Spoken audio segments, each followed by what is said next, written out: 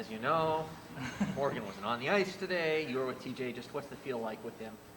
It's fun. I mean, I think it's all just coming out on the ice, just working hard, having fun, and just communicate a lot out there. And I mean, obviously, TJ is a really good hockey player, so he makes it easy for me. We haven't played much together, so but just the first practice here felt good with him, so it was fun. What stands out about his game, TJ? I mean, I think he's just very smart.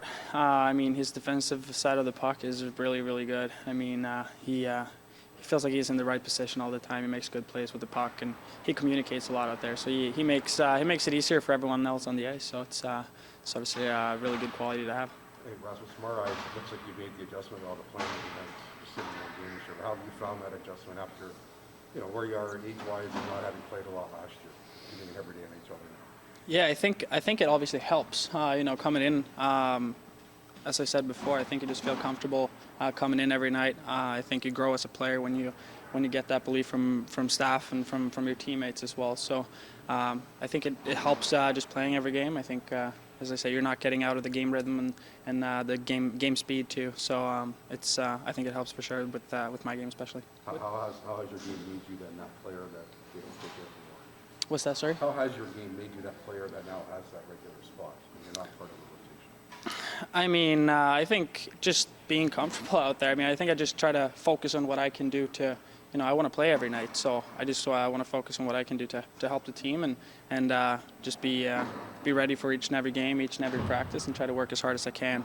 Either if I'm on the ice or off the ice. So just trying to keep my spot there and be as good as I can every night. Where do you think you've improved defensively since last year? Where I have or where I can't? Where I have? Or both. Yeah. Both. I think I think just overall everything. I think I've grown in a lot of areas and on the defensive side of the puck. I think that's something me and the coaching staff has been talking a little bit about too.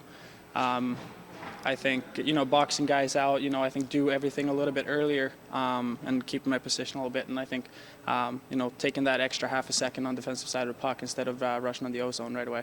So I think just taking that extra second and really play D zone first. That confidence and knowledge that's allowing you to do that now? Yeah, I mean, I'm a year older, I'm mature now, so no, but I think just have that knowledge and talking with them, seeing video and stuff like that on it too. I mean, you obviously from a different perspective when you're on the ice, so but yeah, it's something definitely that I've been focusing on. When you were scratched that one game in Buffalo, what was that conversation like with the coach? Just that. I mean, obviously we have 7 really good defensemen here, and there's some bumps and bruises on me there too. But yeah, I think getting everyone in the lineup and just be ready for next game. How's the rotation been? I mean, obviously you're not that big a part of it, but you have to play with a different partner every couple of games. What's that like for you? I think it works well. I mean, I know both Dermy and Timmy very well outside the rink and on the ice. I think Dermy I've been playing pretty much every single game with before this year. I played with Timmy a couple of games before too in the NHL. So I think I know both of them very well. I mean, I think the biggest thing between them is that one is a right shot and one is a left shot.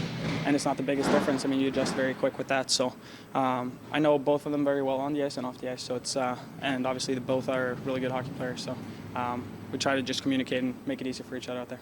You don't have to change, Rasmus, when you're on one power play unit as opposed to the other? Try not to. I mean, obviously you have the best goal scorer and probably in the world on one of them, and it's easy for a young guy too to just give a puck to the 34. So, but try to just make the right play all the time. I mean, it's not going to happen, but that's pretty much where my mindset is, and just try to make a good play, open some time up for the other guys on the ice, and it shouldn't really matter for me. I think even if I'm on power play 1 or power play 2. So just try to stick with it all the time. Did your time with power play 1 last year help in terms of getting ready for a potential opportunity this year?